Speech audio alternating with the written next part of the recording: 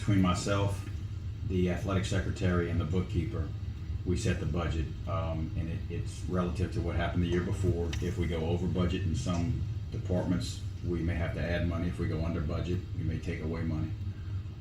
But it's basically the three of us, and of course the principal has input if he so chooses. Okay. And so how is it decided how much each sport gets?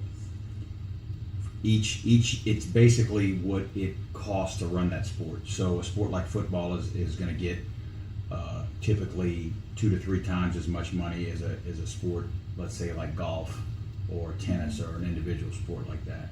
So basically it's year to year you figure out how much it costs to run that sport, how much revenue does that sport bring in, and you end up figuring it out according to that. And also how many individuals participate in a sport. You have a sport like football that you may have 100 people participating, whereas basketball you'll have 25 people participating. So that has a lot to do with it also.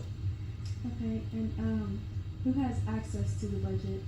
The 3 people that have access to the budget, the main people are myself, the athletic director, the athletic secretary, along with the bookkeeper, and of course the principal, if the principal so chooses. Each individual coach only has access to his or her immediate budget. So that if the basketball coach only has access to basketball and so forth and so on. Okay, and so where does the revenue to run the department come from? Most revenue comes from either fundraising or from the gates of each sport. A typical football gate can be as much as $10,000. A basketball gate can, a few hundred to maybe even $1,000 on a given night. That money is put into a pool, and that ends up paying salaries, and it ends up basically running the budgets of most of the sports. Okay, and so how would a private school go about starting an athletic department? It would, to start one from the ground up, it would take a significant amount of money. They would have to do that through either fundraising or individuals just ponying up the money from the start, or maybe the school would have that money already within their means to do that. But with starting a football program could cost it upwards of $100,000 just with equipment, helmets, shoulder pads, and everything such as that.